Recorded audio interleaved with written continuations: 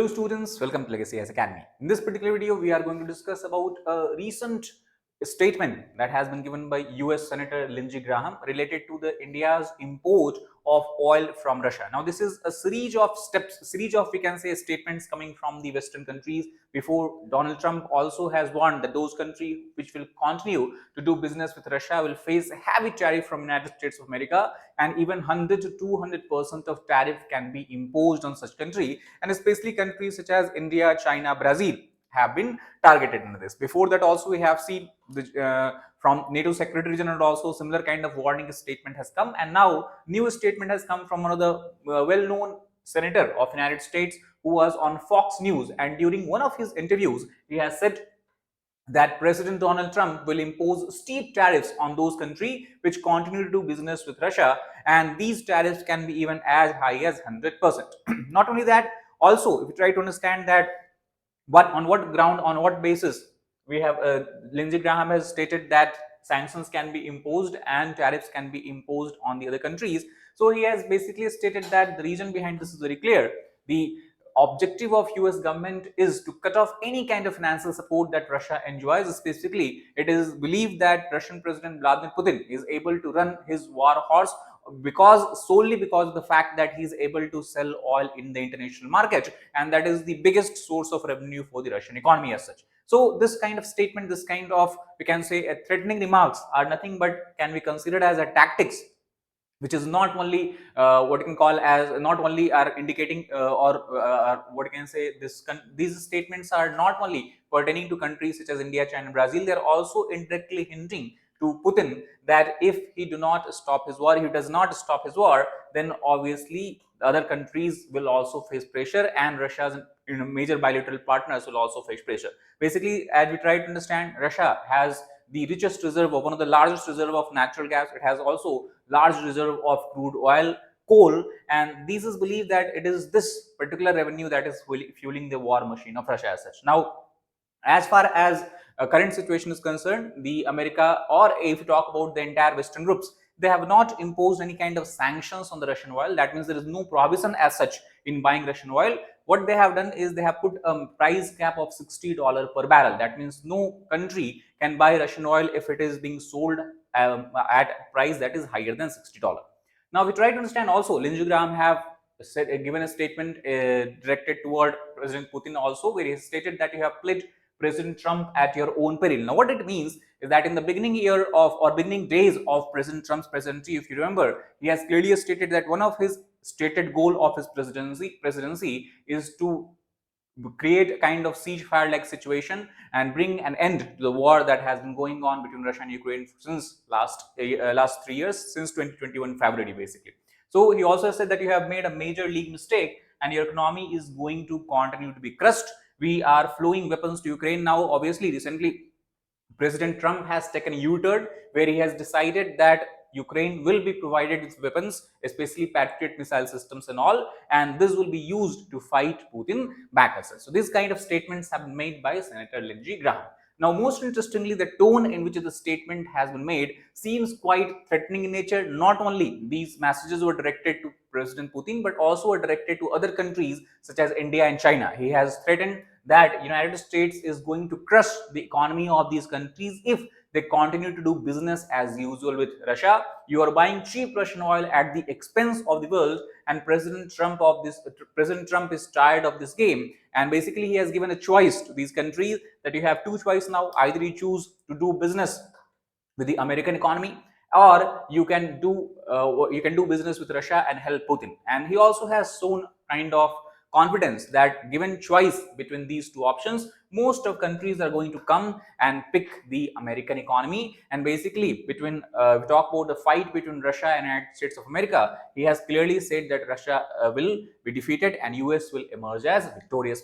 Now, it's not only senators and presidents who are reinforcing this message of not doing any kind of trade or cutting down trade, especially oil import from Russia, but also the United States Congress. If you look at that, before also in US Senate, 85 out of 100 members have backed legislation that will provide Donald Trump power to tariff any countries that are doing business with Russia, and this tariff, he has power to impose this tariff to extent of even 500% as such. So this is how we can understand the entire situation unfolding in last couple of weeks. Now also we have to understand that what can be the consequences and to what extent India is dependent on the imported oil. But before that, I would want to bring your attention to the fact that Legacy AIS Academy, we are going to soon launch our new batches. Batches are going to start on 9th and 11th of August. Now, we believe that during the preparation of UPSC Civil Services examination, you need to have a comprehensive understanding of all GS paper. So we focus also on comprehensive coverage of the GS papers, right from GS1 to GS4. Also, we have one-to-one mentorship and doubt solving sessions. We have regular interactions with the educator, and to ensure that this interaction is maintained at a maximum level, we have a strict policy of maximum 40 students per batch. Now also we know that the preparation of civil services examination require integrated approach. That means you cannot prepare in silo, like prelims, then mains, then interview. Right from the start, you have to have a preparation strategy that tackles all the three stages of examination simultaneously.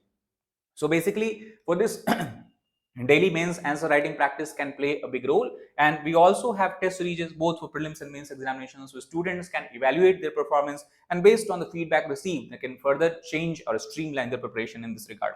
Also, as UPSC focus on both static and current affairs, we have 360-degree of current affairs as well.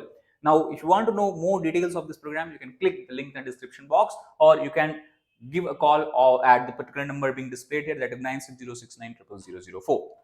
Now coming back to this particular topic, if you look at the countries that are largely importing Russian commodities, you can see China is at the forefront. China not only import what we can call as crude oil and gas from Russia, but China, we can say, is also one of the biggest exporter of Russian coal. In the Siberian region of Russia, you have large swaths of territory that has huge potential of coal reserves. Similarly, apart from coal, China imports crude oil through pipeline. It imports crude oil that is seaborne, that means through oil tankers.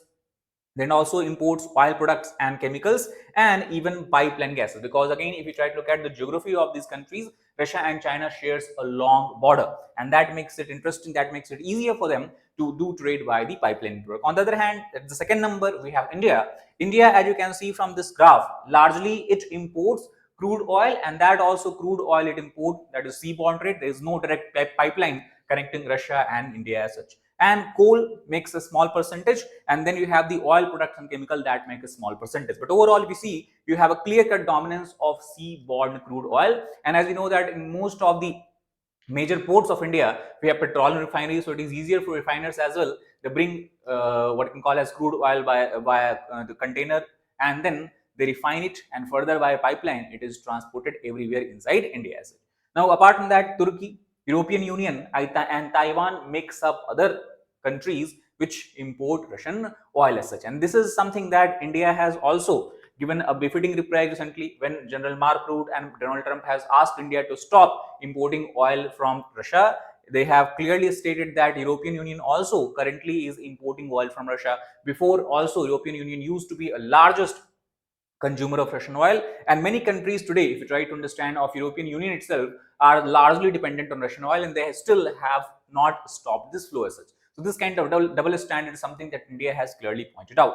Now, obviously, after the war, we have seen a clear-cut trend where India's dependency on Russian oil or India's import of Russian oil has become quite high. For example, if you go back to the time of pre-2021, that is prior to the war in Ukraine, Russia's share in India's oil import basket was less than 2%. India obviously is dependent heavily on import of both crude oil and natural gas, and we can say roughly about 80 to 85% of India's crude oil is imported from third countries. But traditionally, India has been dependent on its Arabian partners such as Saudi Arabia, Iraq, United Arab Emirates, Oman, and all that. But after the war, because Russian oil was available in international market at a very low cost, as we have discussed, there is a price cap of $60 per barrel. That is why India has increased its share of Russian oil. And now, if you look at the year 2024, last year itself, and even this year, it seems that the total share in the import basket of India of Russian oil is humongous 38%. So less than 2% to 38%. This is a significant jump. And today Russia makes the Russia basically is holding the first rank as far as the import of oil to India is concerned. Now, India's stand on Russian oil is very clear.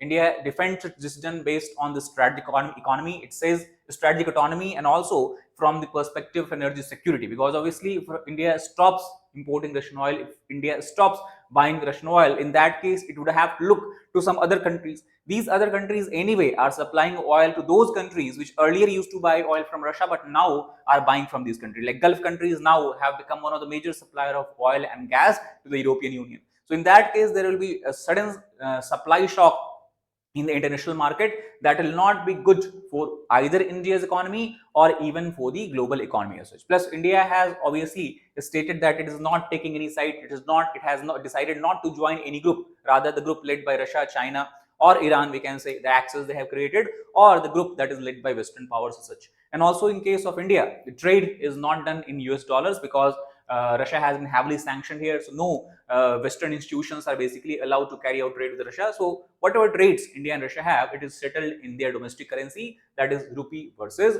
ruble as such. Now obviously, if due to the threat of tariff being imposed, or if US government and United Nations further go on and put sanctions on the Russian oil, in that case, India will have to look for some other suppliers. And due to this, the price at which India is currently importing oil will increase. And that obviously will lead to a risk that we well know as inflation risk. Plus, there will be a pressure on the forex reserves of India as well, as India will have to shell higher amount or higher value of dollars in the international market.